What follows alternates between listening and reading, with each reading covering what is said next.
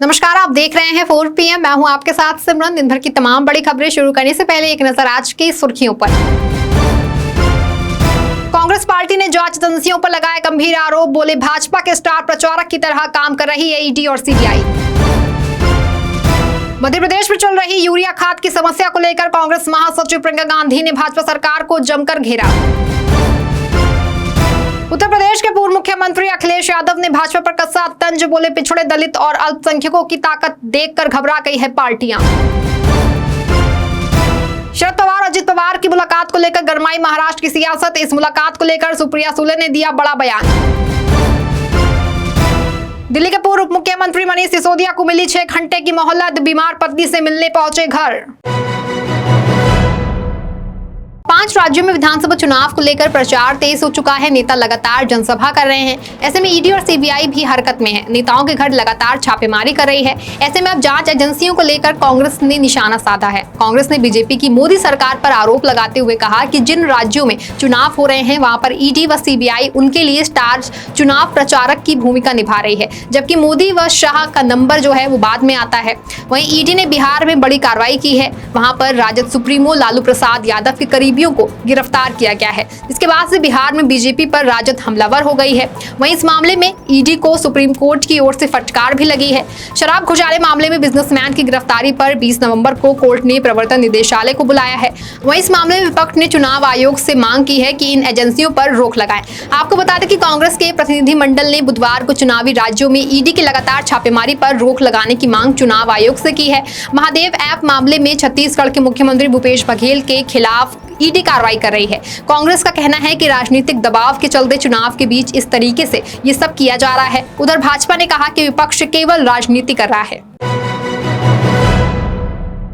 मध्य प्रदेश में विधानसभा चुनाव बिल्कुल नजदीक है और सियासी पारा हाई है। ऐसे में एक बार फिर एमपी में चल रही यूरिया की समस्या को लेकर कांग्रेस महासचिव ने भाजपा पर हमला बोला है। कांग्रेस की जनरल सेक्रेटरी प्रियंका गांधी ने प्रधानमंत्री नरेंद्र मोदी का नाम लिए बिना आरोप लगाया है कि यूरिया के बारे में माननीय की फोटो होने के चलते चुनाव आयोग ने इसके विपरीत पर रोक लगा दी है। आखिर क्यों लगाई गई फोटो? यूरिया पर भी प्रचार जरूरी था। दरअसल राज्य के कई इलाकों में यूरिया का गंभीर संकट बना हुआ है। राज्य भर से खबरें आ रही हैं कि किसान सरकारी गोदाम से सुबह से लाइन लगाकर यूरिया हासिल करने की कोशिश कर रहे हैं। मध्य प्रदेश में यूरिया संकट की एक बड़ी वजह निर्वाचन आयोग का वो आदेश भी है जिसमें उसने प्रधानमंत्री की फोटो लगी यूरिया की बोरियों के वितरण पर रोक लगा दी।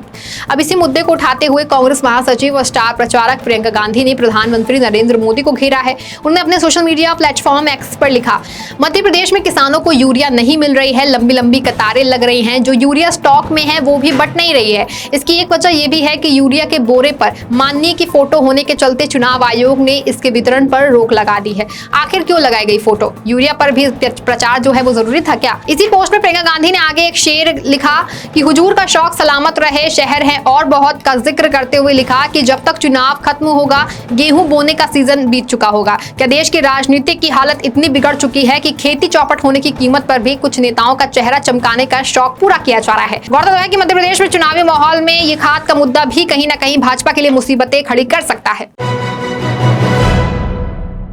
विधानसभा के चुनावी माहौल के चलते अब अखिलेश यादव ने भी मध्य प्रदेश में दौरा तेज कर दिया है। एमपी पहुंचे उत्तर प्रदेश के पूर्व मुख्यमंत्री अखिलेश यादव ने कहा कि पिछड़े दलित और अल्पसंख्यकों की ताकत देखकर कांग्रेस और भाजपा घबरा गई है। सपा मुखिया ने कहा कि मध्य प्रदेश की जनता बदलाव चाहती है। समाजवादी पार्टी को मध्य प्रदेश में जनता का अच्छा समर्थन मिल रहा है। समाजवादी पार्टी की विचारधारा भाजपा कांग्रेस से अलग है। उन्होंने कहा कि पिछड़े दलित और अल्पसंख्यकों की ताकत देखकर अब कांग्रेस भी जातीय जनगणना और सामाजिक न्याय की बात कर रही है। इसी कांग्रेस पार्टी ने आजादी के बाद जातीय जनगणना रोकी थी। समाजवादी पार्टी वंचित वर्ग की आवाज बनेगी, मध्य प्रदेश को विकास के रास्ते पर ले जाएगी। वहीं समाजवादी पार्टी की सांसद व अखिलेश यादव की पत्नी डिंपल यादव ने मध्य प्रदेश के पृथ्वीपुर विधानसभा क्षेत्र में रोड शो कर पार्टी प्रत्याशी मिनी यादव और निवाड़ी विधानसभा क्षेत्र में प्रत्याशी मीरा दीपक यादव के पक्ष में रोड शो किया। रोड शो में डिंपल यादव ने कहा कि सरकार महिलाओं के अधिकारों को छीन रही है। भाजपा महिलाओं को धोखा दे रही है। भाजपा सरकार में महिला अपराध चरम पर है। स्वास्थ्य सेवाओं की स्थिति बेहद खराब है। बहन बेटियों को शिक्षा और स्वास्थ्य की सुविधाएं नहीं मिल रही हैं। लंबे समय से मध्य प्रदेश में भाजपा की सरकार है, लेकिन नौजवानों को नौकरी नहीं मिल रही है। केंद्र में 10 साल और मध्य प्रदेश में 20 साल से भाजपा सरकार है, लेकिन किसानों की आय दोगुनी नहीं हुई। भाजपा ने जनता की उम्मीदों और भरोसे को तोड़ा है। डिंपल यादव ने कहा कि समाजवादी पार्टी की ताकत बढ़ेगी तो गरीबों, किसानों और नौजवानों, महिलाओं, आदिवासियों के हित में काम होगा। जाहिर है कि सपा भी जोर शोर से मध्य प्रदेश में चुनाव लड़ रही है और लगातार रैलियां भी कर रही है।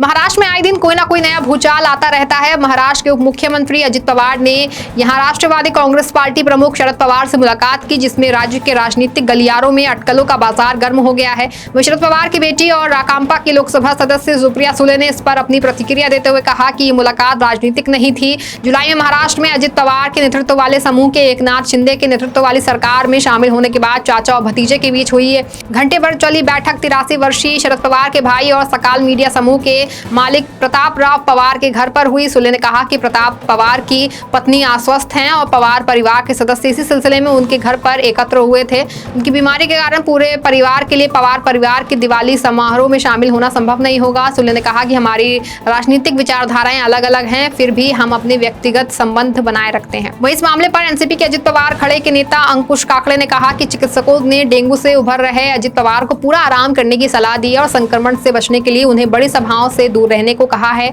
अजित पवार गुट के नेता और राज्य के सहकारिता मंत्री दिलीप वालसे पाटिल ने भी शुक्रवार को पुणे में शरद पवार से मुलाकात की है। गौरतलब है कि इस मुलाकात को लेकर कुछ लोगों का ये भी कहना था कि महाराष्ट्र में फिर से सत्ता परिवर्तन हो सकता है, लेकिन अब सुप्रिया सुले के इस बयान के बाद लोग की अटकलें पर थोड़ी रोक लग गई है। दिल्ली के पूर्व उप मुख्यमंत्री मनीष सिसोदिया को थोड़ी राहत मिली। उन्हें कड़ी सुरक्षा के बीच अपनी बीमार पत्नी से मिलने की अनुमति दी गई। उन्हें कथित शराब नीति मामले से जुड़ी मनी लॉन्ड्रिंग मामले में गिरफ्तार किया गया। मनीष सिसोदिया ने आज अपने घर पहुंचकर मुलाकात की। कथित उत्पाद शुल्क घोटाले से जुड़े मनी लॉन्ड्रिंग मामले में गिरफ्तार दिल्ली के पूर्व उप मुख्यमंत्री मनीष सिसोदिया अपनी बीमार पत्नी से मिलने उनके आवास पहुंचे। ये घटनाक्रम तब सामने आया जब दिल्ली की एक अदालत ने शुक्रवार को तिहाड़ जेल में न्यायिक हिरासत में बंद सिसोदिया को सुरक्षा के बीच सुबह 10 बजे से शाम 4 बजे के बीच अपनी पत्नी से मिलने की अनुमति दी। अदालत ने उन्हें इस दौरान मीडिया से बात नहीं करने या किसी भी राजनीतिक गतिविधि में शामिल नहीं होने का भी आदेश दिया।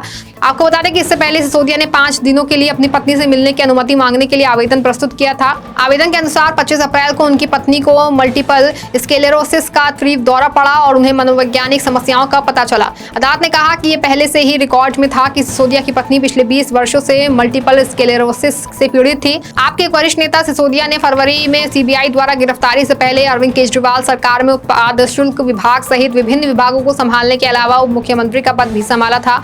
गिरफ्तार होने के बाद उन्होंने उप मुख्यमंत्री और विभिन्न विभागों के मंत्री पद से इस्तीफा दे दिया, लेकिन उनका परिवार मथुरा रोड पर उनके तत्कालीन आधिकारिक आवास पर रहता था, जिसे शिक्षा मंत्री आतिशी के साथ साझा करते थे। इस बुलेटिन में फिलहाल बस इतना ही। ऐसी बड़ी तमाम खबरों से जुड़े रहने के लिए आप देखते रहें 4PM। धन्यवाद।